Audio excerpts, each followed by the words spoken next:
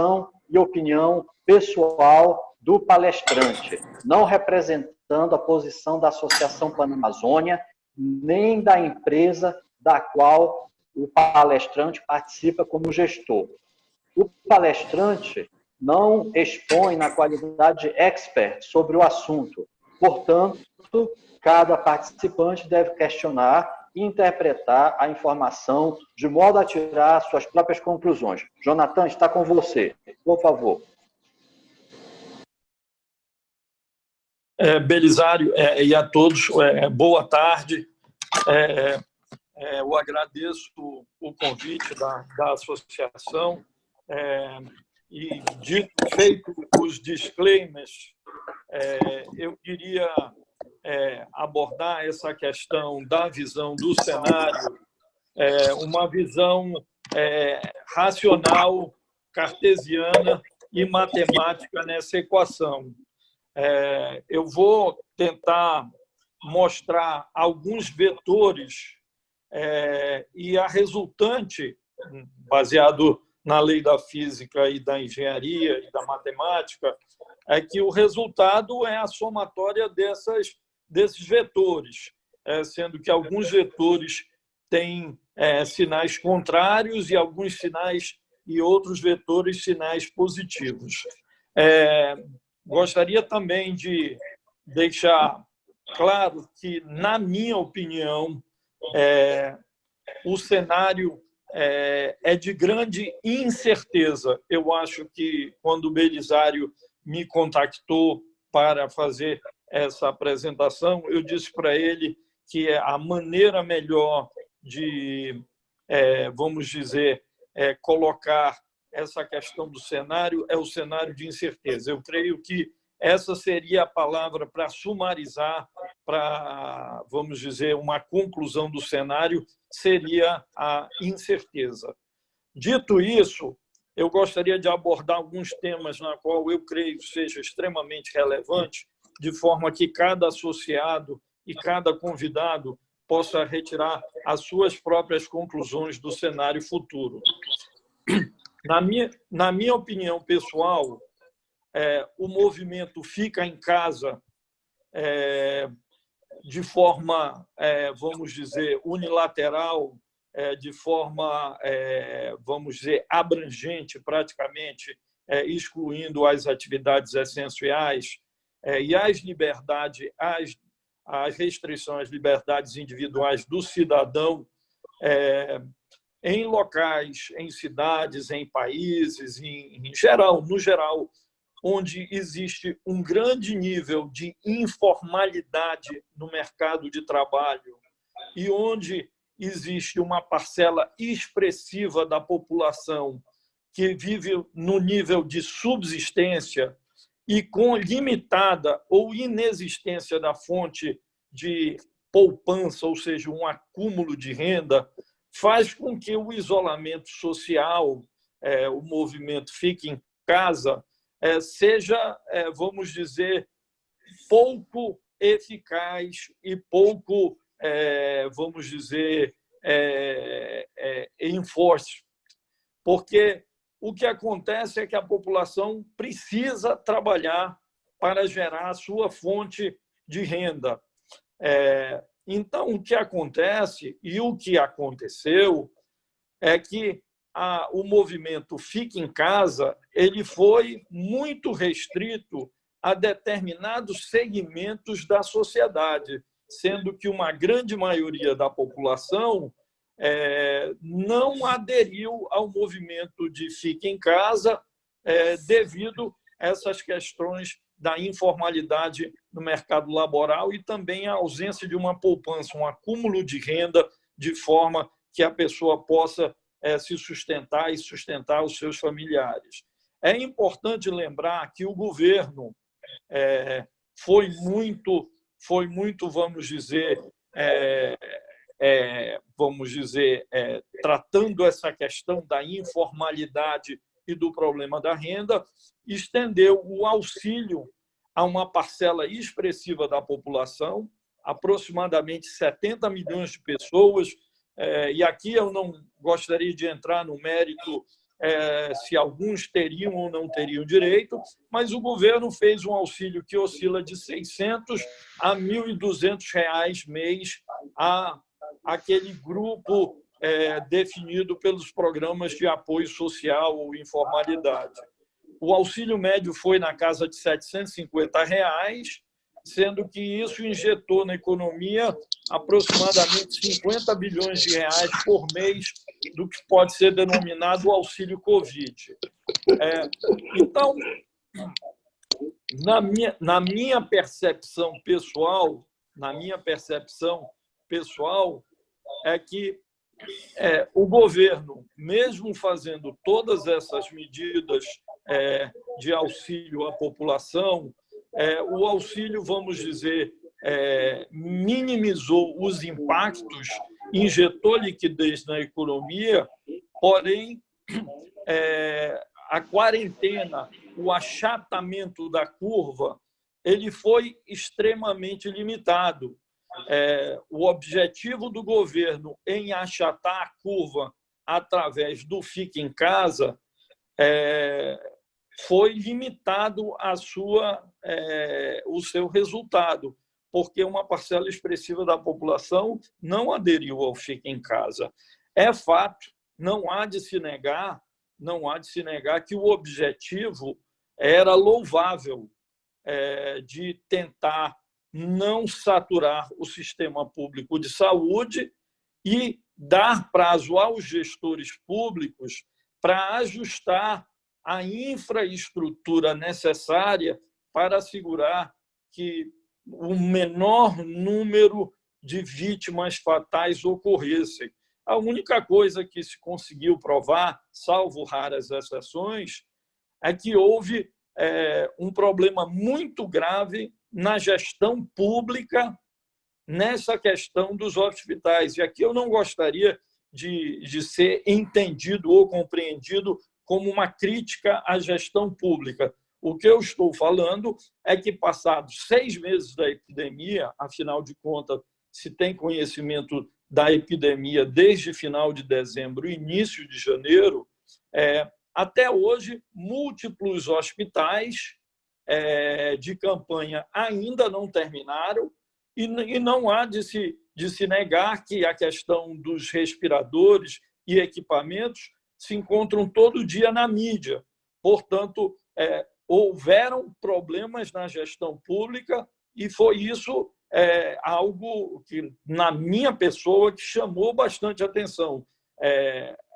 Os gestores públicos tiveram 6 meses para ajustar a infraestrutura e, infelizmente, essa estrutura, vale ressaltar, obviamente houveram exceções, mas, salvo raras exceções, existe um problema ainda na gestão pública. Então, na minha opinião, o Fique em Casa, de forma para todos, foi um equívoco esse que vai refletir na economia, no PIB e em outros fatores da sociedade. Então, esse é um dos vetores.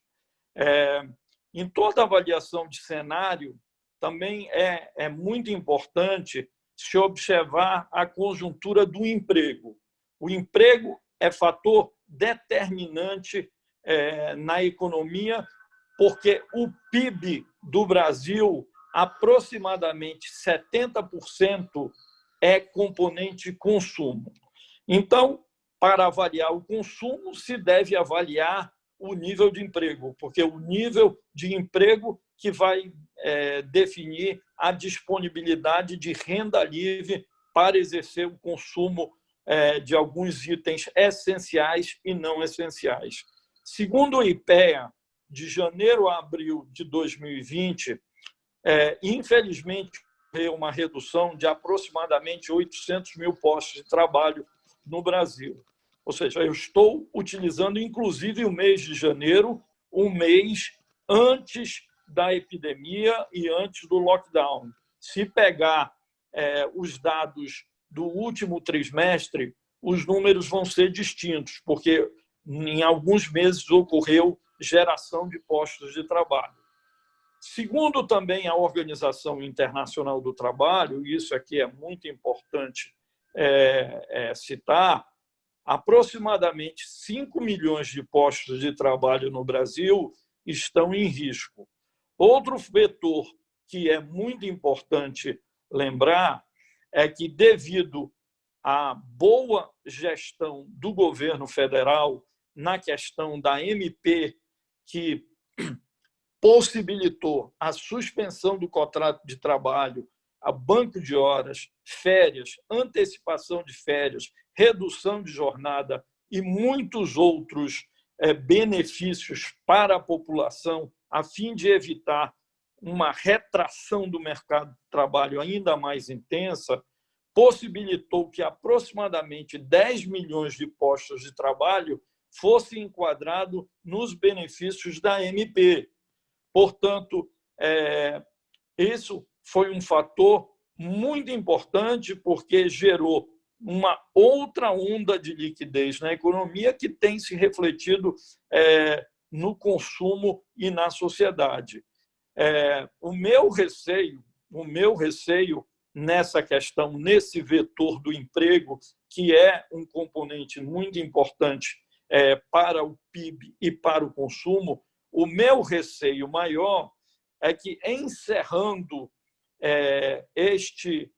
vamos dizer, respaldo da MP, é fato que o governo federal se encontra discutindo um alongamento desta MP, mas é fato que, uma vez esses benefícios da MP sejam extintos, que ocorra um ajuste no quadro funcional das organizações. E aqui não existe nada de equivocado de você ajustar o seu quadro de funcional, isso aí é da natureza do capitalismo. O capitalismo ele preza pela eficiência, pela produtividade, e isso, no capitalismo, a longo prazo, gera mais emprego. No longo prazo, a busca da eficiência e da inovação gera mais emprego. Mas é muito importante observar o quanto desses 5 milhões de postos de trabalho, de fato, vão ser reduzidos no mercado formal. Existe uma preocupação muito grande. É importante lembrar, no caso do Brasil, existe uma grande relutância da classe empresarial em efetuar uma redução do quadro funcional. Por quê? Os empresários relutam. Eles aguardam para ver a realidade do ciclo econômico para efetuar a redução no quadro funcional. Porque, no Brasil, existe, primeiramente, os custos elevados da redução do quadro funcional, que vai dentre aviso prévio, férias, multa de FGTS, dentre outros fatores. Outro fato que também faz com que a classe empresarial não faça a redução em um primeiro momento do quadro funcional é devido à qualificação da mão de obra existente no mercado de trabalho. Infelizmente, o Brasil tem aproximadamente 25 milhões de pessoas analfabetas e uma parcela ainda expressiva de pessoas que são alfabetizados, mas existe alguma disfuncionalidade na questão da qualidade do ensino na qual estes receberam. Então, existe uma relutância muito, muito grande, porque, se o ciclo econômico for mais curto que o esperado, o empresário prefere reter a mão de obra do que o custo de ter que selecionar, recrutar e, acima de tudo, qualificar pessoas. Então, esse é um fator importante. Recente estudo da OECD, que eu creio que seja um fato relevante, estima a retração no PIB no Brasil de aproximadamente 7,4%. E, segundo o estudo da OCDE, em havendo uma segunda onda, esta retração poderá chegar a 9,1% do PIB. Por que é importante eu citar esse fato? É importante, na minha opinião, é importante entender que a segunda onda já está ocorrendo em alguns países e, obviamente, vai acontecer em muitas localidades, mas, na minha opinião, é importante a classe empresarial entender que a atual epidemia do coronavírus vai se tornar, daqui para frente, uma endemia do coronavírus. Ou seja, o coronavírus chegou para ficar. Enquanto não houver a vacina essa que seja eficaz, o coronavírus veio para ficar. Da mesma forma que a influenza, que iniciou a famosa gripe espanhola de 1918, ainda se encontra conosco, obviamente, com as suas mutações e variações devidas. Então, é importante a classe empresarial entender que o coronavírus veio para ficar e que o novo normal vai ser saber lidar com esses casos que vão ocorrer de agora em diante até, obviamente, a vacina chegar. E é importante as pessoas entenderem que uma nova rodada de restrições às liberdades individuais poderá resultar em impactos mais severos à economia e à questão da pobreza e à questão da extrema pobreza. Eu acho que recente estudo da organização da ONU, né, a Organização das Nações Unidas, e da própria Organização Mundial da Agricultura, lembrando à sociedade que todos esses impactos da epidemia do coronavírus poderão resultar em uma grave onda de desabastecimento de gêneros alimentícios e jogar uma parcela expressiva da população para a extrema pobreza. Não é pobreza, é extrema pobreza, é fome e por aí os seus efeitos diversos. No mais, eu creio que seja importante a classe empresarial tentar aprender com esta questão do coronavírus e eu creio que, se fosse fazer uma conclusão, a conclusão seria que nós estamos entrando em um cenário de incerteza, e aqui eu gostaria de caracterizar: incerteza não é risco. Risco é inerente ao capitalismo. Nós estamos caminhando para um cenário de incerteza. E incerteza ele gera, vamos dizer, na visão econômica, nos livros, textos de economia, a incerteza gera normalmente uma redução de investimentos, ele normalmente gera uma redução do consumo e, muitas vezes, a incerteza gera um aumento da poupança por parte da população.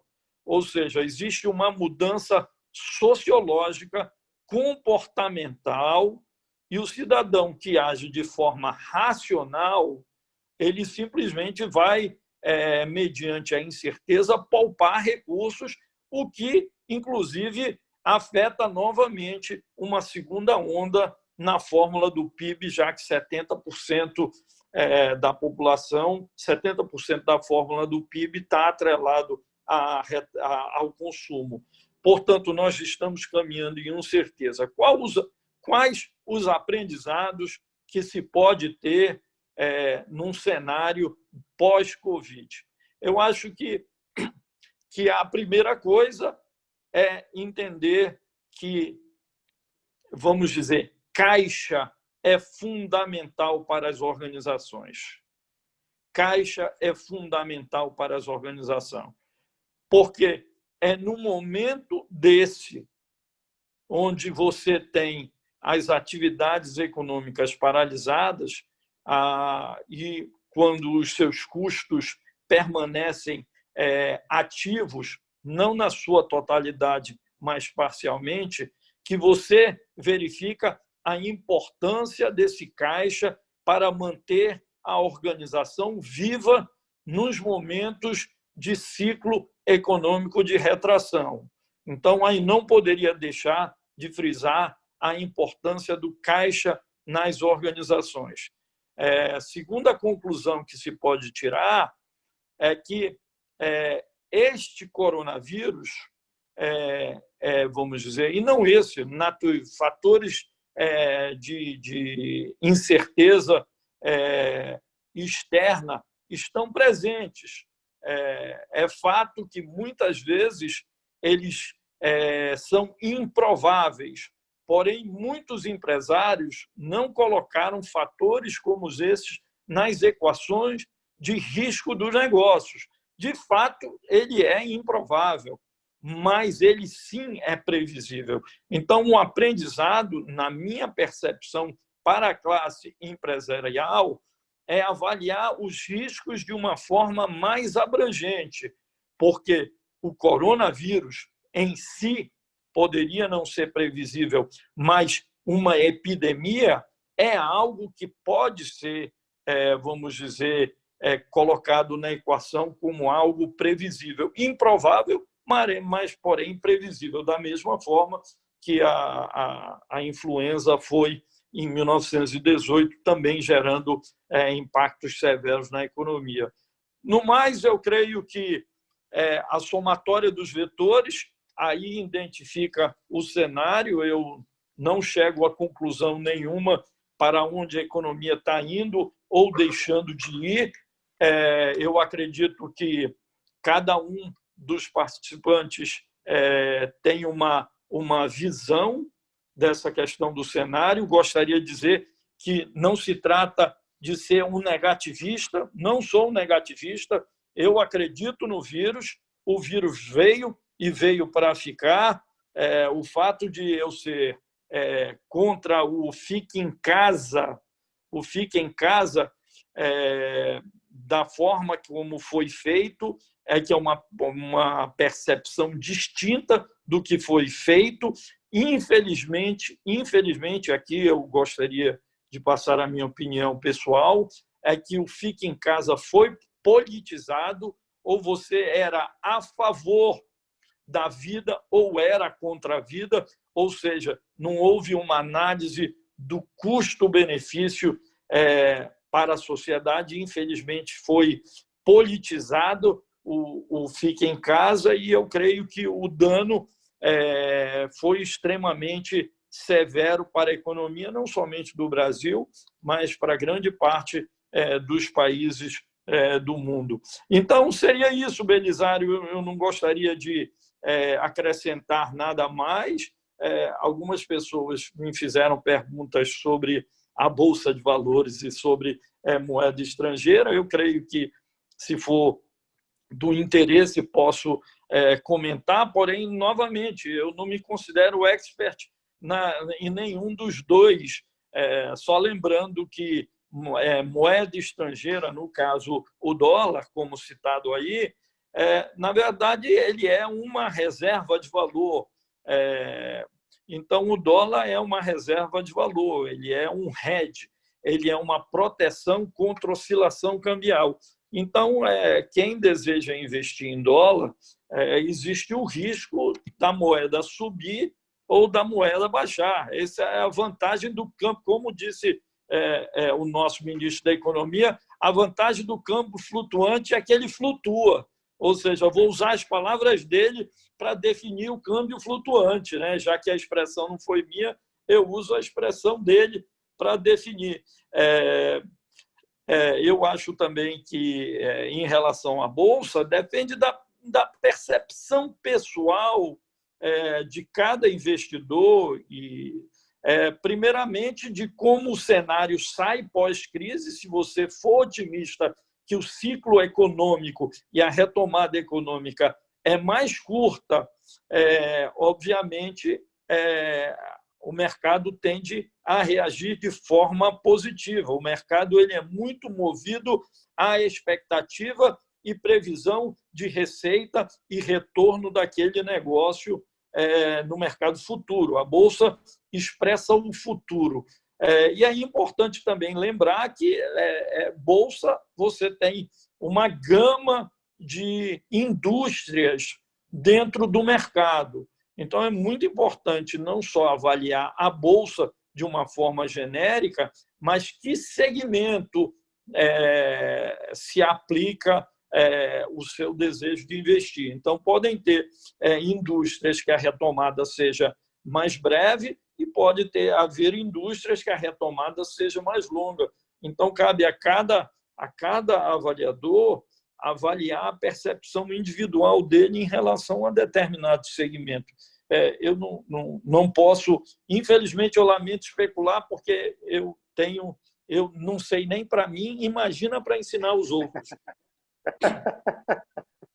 Tá bom. Jonathan, muito obrigado. Excelente sua análise. Estamos muito gratos por sua generosidade de compartilhar conosco o seu ponto de vista. Muito obrigado. Jonathan, você me permite abrir agora para as perguntas? Por favor, Belisário. Ok, então. Bem, caros amigos, a palavra está franqueada. Antes disso, contudo, 1 minuto. Entraram 3 pessoas depois que nós fizemos a apresentação. Então, vou pedir a essas 3 pessoas que entraram depois que se apresentem. Coronel Azevedo, diga, por favor, seu nome, instituição, de onde fala, o que atua, por favor.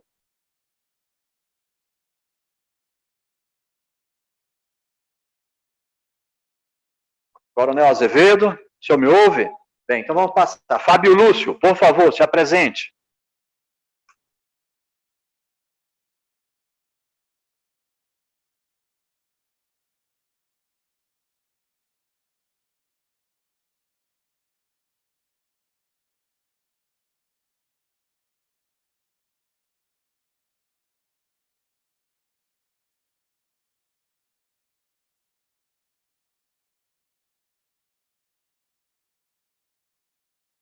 Bem, eu acho que não tem, então vamos seguir para as perguntas. Bem, a palavra está franqueada. Quem desejar fazer perguntas ao Jonathan, faça aí perguntas curtas, objetivas, sucintas, no máximo 30 segundos, 20, 30 segundos para fazer a pergunta. E o Jonathan, então, terá 1 minuto para responder. Por favor, está liberada, franqueada a palavra.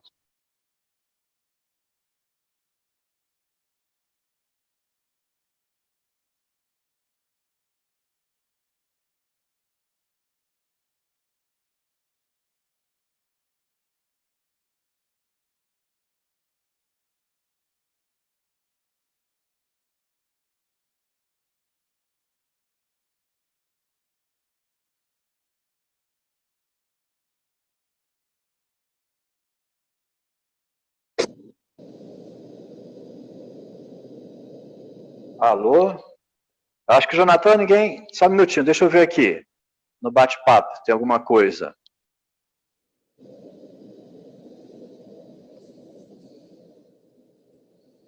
Opa!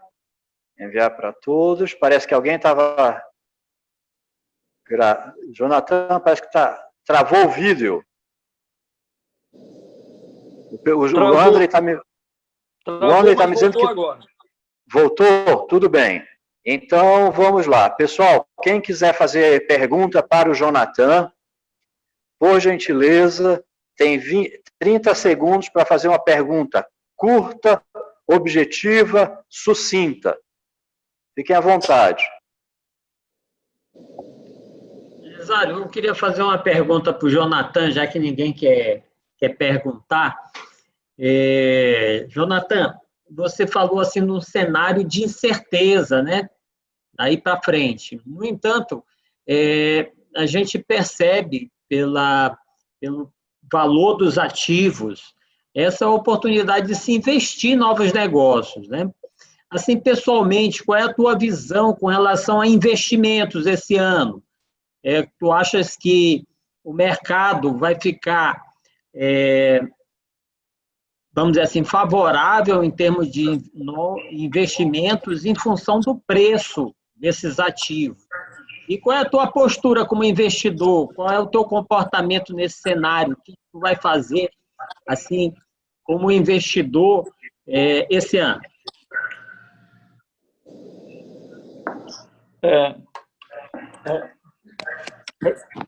Essa pergunta vamos dizer, uma boa pergunta. E eu vou, para responder essa pergunta, eu vou utilizar vamos dizer, uma expressão do sociólogo e escritor americano Harry Mencken. Harry Mencken diz o seguinte: para todo problema complexo, sempre existe uma resposta fácil, simples e errada. Ou seja, vou repetir, para toda pergunta pergunta complexa, sempre existe uma solução fácil, simples e errada.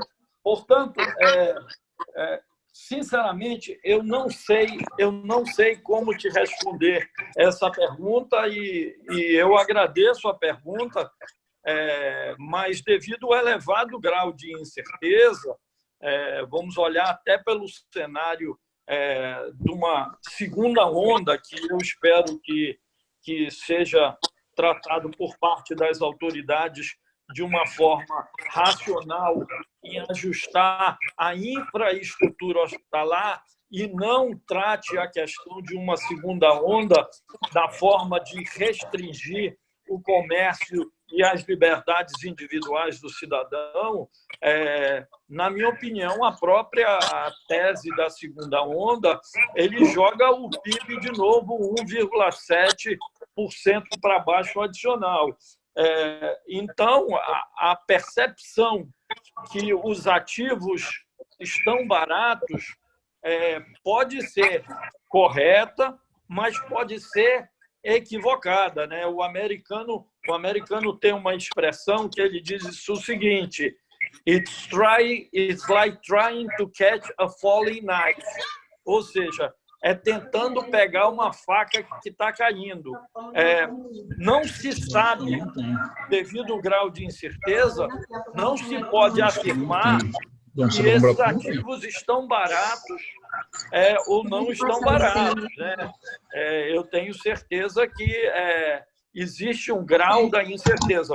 O que eu posso dizer em relação aos investimentos, que é a minha percepção pessoal, é que investir no core business da organização, onde você tem um elevado grau de conhecimento e um elevado grau de percepção do cenário do seu negócio, afinal de contas, você respira e transpira esse negócio 24 horas por dia, na minha opinião, o melhor investimento nesse momento.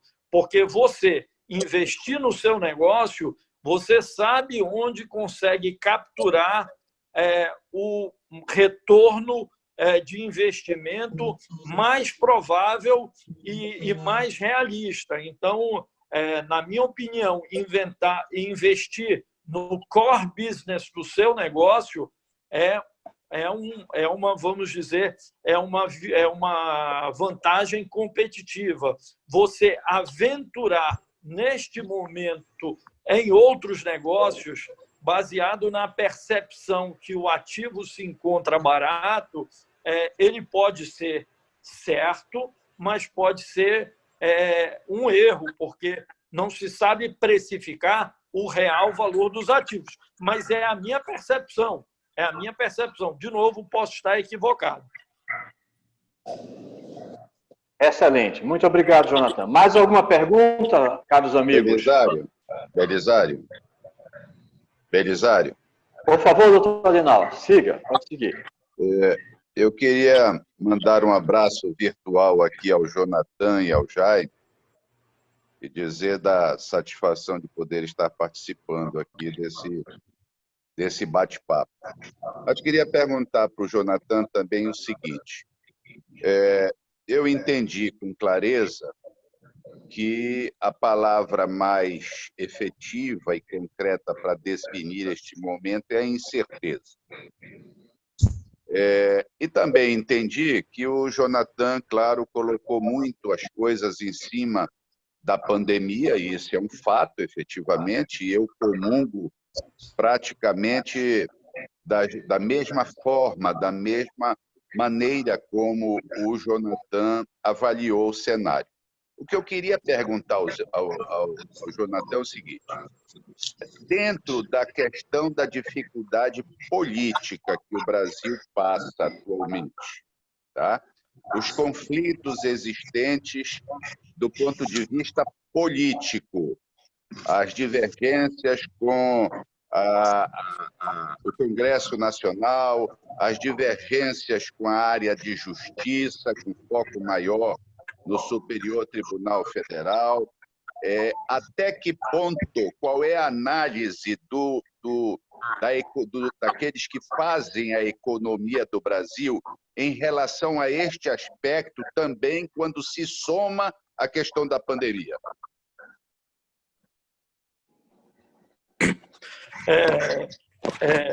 Doutor Adenauer, primeiramente, muito obrigado pela pergunta. De novo, não me considero um expert, mas vou tentar responder ao seu questionamento no melhor da minha habilidade. Eu gostaria de voltar à fórmula da formação do PIB de um país. Nós abordamos o componente mais relevante da fórmula do PIB, que é o consumo. Mas o PIB tem 4 ou 5 componentes que são determinantes da formação do PIB. E um desses elementos determinantes se chama investimento. Em relação à sua pergunta sobre a instabilidade política, infelizmente, a instabilidade política ele afeta outro componente da fórmula do PIB.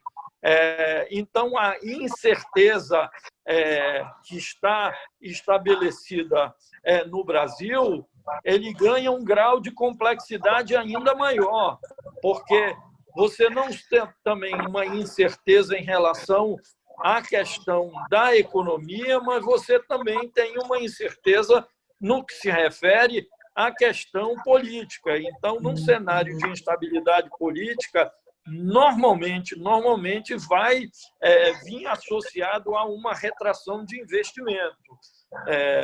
Então, infelizmente, a pergunta do professor Adenauer é muito importante e, infelizmente, vamos dizer, a instabilidade política acrescenta um nível adicional de incerteza. Ou seja, se a gente falava em incerteza econômica, agrega-se uma outra camada de incerteza, que é a incerteza política. E a incerteza total, da mesma forma que nós tratamos de vetores, é a somatória de todas as incertezas. Nesse caso aqui, nós temos uma incerteza com um grau ainda maior. Ok. Munir quer fazer uma pergunta, Munir Lourenço? Sim, Belisário, gostaria, sim. Primeiro, por favor. Parabenizar o Jonathan pela sua explanação muito lúcida, muito interessante e precisa. Eu queria perguntar a ele, nós temos visto aí algum movimento de grandes economias mundiais, como a americana, o próprio Japão, com movimentos no sentido de reduzir a dependência da China, né? Até que ponto, como é que você vê, Jonathan, essa perspectiva desses movimentos, dessas grandes economias mundiais, e isso para o pós-pandemia e no que diz respeito ao cenário da economia mundial? Obrigado.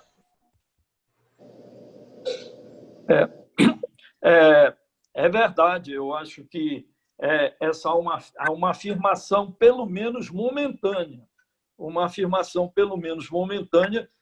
de alguns países sinalizando que existe uma dependência principalmente na área de manufatura de bens finais e bens intermediários da China.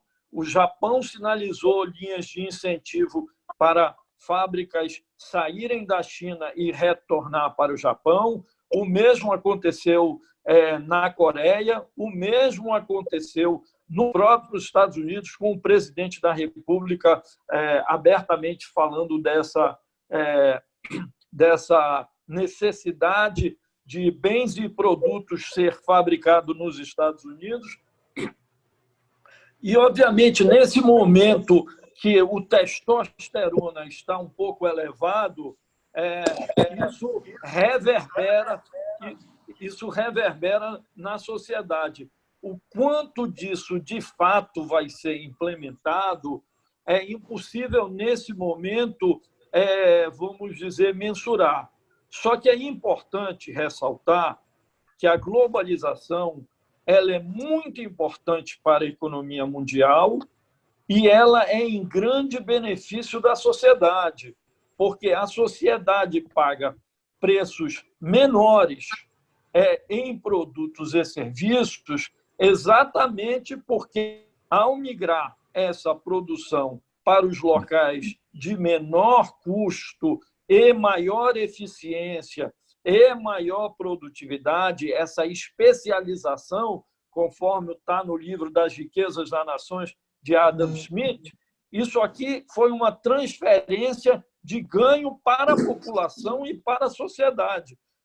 Então, esse discurso anti-globalização está ocorrendo. O quanto disso vai ser materializado é impossível nesse momento de afirmar, o quanto disso é retórica política, o quanto disso é o primeiro momento da testosterona, o quanto disso é o viés das eleições que vão ocorrer nesses países e desejam, obviamente, capturar votos de indecisos e etc. Então, eu não sei, eu não saberia responder o quanto, de fato, isso vai ser implementado. O que eu lamento de toda essa retórica é que é uma retórica, na minha opinião, equivocada, porque ao migrar fábricas que estão na China para o Japão, ao migrar para os Estados Unidos, a sociedade como um todo vai ter que pagar preços mais caros em produtos e serviços devido os custos de produção serem maiores e não necessariamente a migração vai representar um ganho de eficiência, produtividade, inovação e qualidade. Então, essa pergunta é um enigma, tanto se vai ser implementada, mas, com certeza, eu posso estimar, baseado no meu melhor julgamento de valor, que isso é um erro econômico. Ele pode ter até um benefício político, mas ele é um erro econômico para a sociedade como um todo. Muito obrigado. Amigos, nós temos tempo para mais uma única pergunta. Alguém deseja fazer alguma pergunta? Eu posso fazer a pergunta, Belisário? Doutor Sebastião Campelo. Por favor, doutor Sebastião. Muito bem, prezado Jonathan. Parabéns pela explanação. E eu gostaria de fazer uma pergunta rápida e objetiva. Você falou tanto em incerteza e me preocupa muito a economia do Brasil, na medida em que nosso ministro e nossas autoridades falam em muitos milhões e bilhões para que seja, digamos assim, derramado, feito financiamento, principalmente para as pequenas empresas, e esse crédito não está chegando. E eu gostaria de saber que perspectiva o senhor vê em relação às pequenas empresas, como é que elas vão se sobressair depois que elas voltarem às suas atividades, porque esse retorno gradual, principalmente as empresas de bares e restaurantes, está demorando muito. E quantas empresas vão conseguir sobreviver?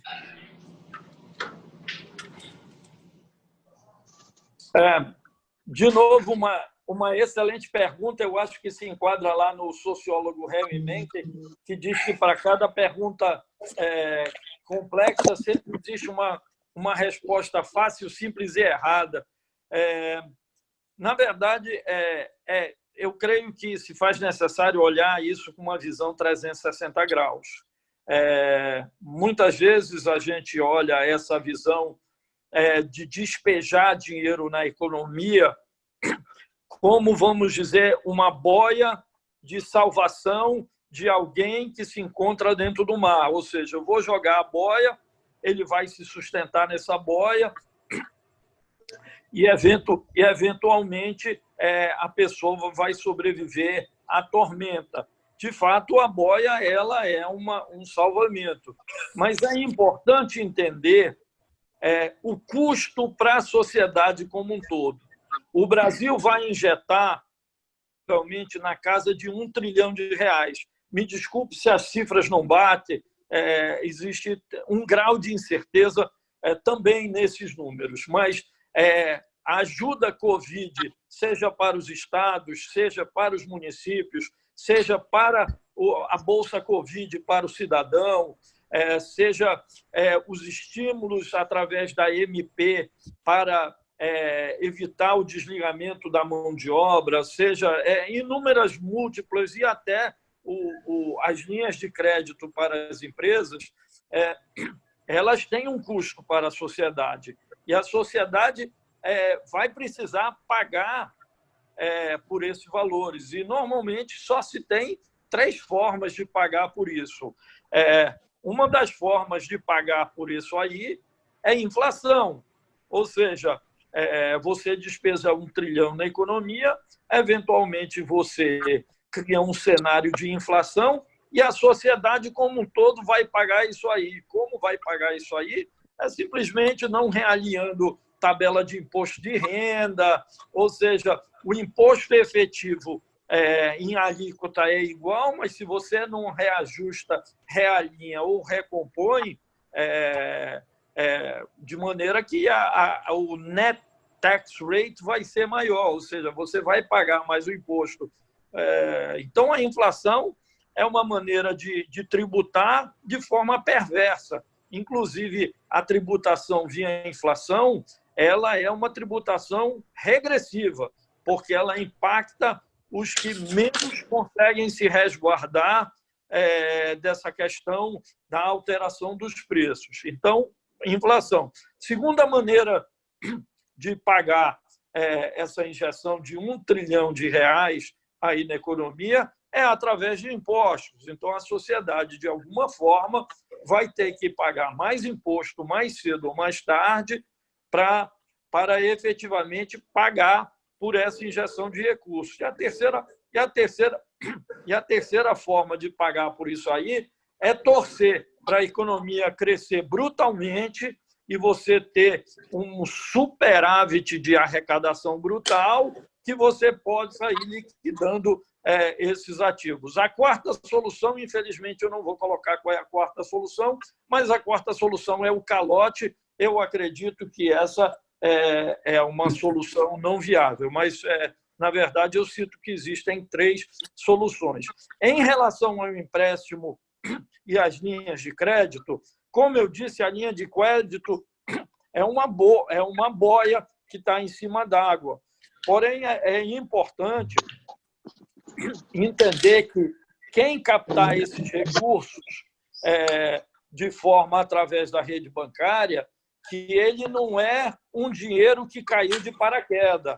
Ou seja, eventualmente, quem captou o recurso vai precisar pagar esses empréstimos, obviamente resguardado os juros especiais, a carência prevista pelas linhas de financiamento. Porém, ele não é um dinheiro sem custo e de graça. E muitas vezes, o empresário, vendo uns juros extremamente baixos, ele faz alocações equivocadas de recurso. Ou seja, é muito fácil, quando os juros é baixo, a pessoa cometer desaforo. E aqui desaforo não entendendo como uma palavra pejorativa. O que eu estou dizendo é que a percepção que o dinheiro é barato, você pode cometer equívocos. Então, o dinheiro pode ser barato, mas é necessário investir em atividades e no seu negócio desde que, de fato, tenha um retorno, porque, na verdade, estas linhas de crédito podem se tornar, vamos dizer, um problema adicional na equação, tanto para a sociedade como um todo, quanto para o próprio empreendedor. Uma pergunta rápida. Não, desculpa, nós não temos mais tempo, infelizmente. Quem deseja fazer a pergunta? Quem deseja fazer a pergunta? Desculpa, quem deseja fazer a pergunta? Se é possível, me gostaria de uma pergunta. Carmen, tinha uma pessoa que tinha pedido antes. Quem pediu para fazer a pergunta, por favor, antes da Carmen Bolanhos? Alô, amigos? Quem queria fazer uma pergunta, por favor? Ok, Rubinho, valeu. Era interessante. Bem, então, Carmen, faça a sua pergunta, tem que ser muito rápido. Jonathan, eu peço também para responder muito rapidamente, porque nós não temos mais tempo. Nós ainda temos uma pauta para a Panamazônia e nós vamos ter só 10 minutos para exaurir a pauta. Por favor, Carmen. Jonathan, entendí su punto de vista y estoy de acuerdo, pero en el caso de Bolivia, yo vivo en La Paz, donde el conflicto gubernamental está a la orden del día. Lastimosamente, Bolivia no se caracteriza por tener una economía en base a fábricas. Por lo tanto, nosotros al parar y al entrar a la cuarentena no hemos perdido en la proporción que han perdido los países industriales como Brasil. Lastimosamente, tampoco hemos tenido una prevención en cuestión de medicina, de hospitales. Por lo tanto, nos hemos visto obligados a entrar a una cuarentena rígida. Hace unos días hemos salido de tal suerte que ha comenzado a subir la tasa de mortalidad y de contagio. Mi pregunta, ¿qué arriesgar? ¿Arriesgar la economía de gente informal que prima en Bolivia, de darles un poco de posibilidad de trabajar, o volver a la cuarentena rígida? ¿Qué, según su parecer, qué es mejor? Disculpe mi espanhol, pero puedo... Não, o espanhol está perfeito. Eu entendo a pergunta perfeita. Na minha opinião, o regime de restrição às liberdades individuais, de uma forma genérica, ela é mais nociva do que deixar a economia ir e voltar, ir e voltar, ir e voltar. Eu acho que é uma decisão que precisa ser tomada por parte do gestor público, avaliando o custo-benefício. Eu creio que o ideal, nesse cenário, seria o agente público fazer uma avaliação do isolamento baseado nos grupos de risco e não de uma forma genérica. Mas é a minha percepção, resguardar os com maior risco. E, Carmen, eu gostaria de finalizar, eu não sei a resposta, a minha opinião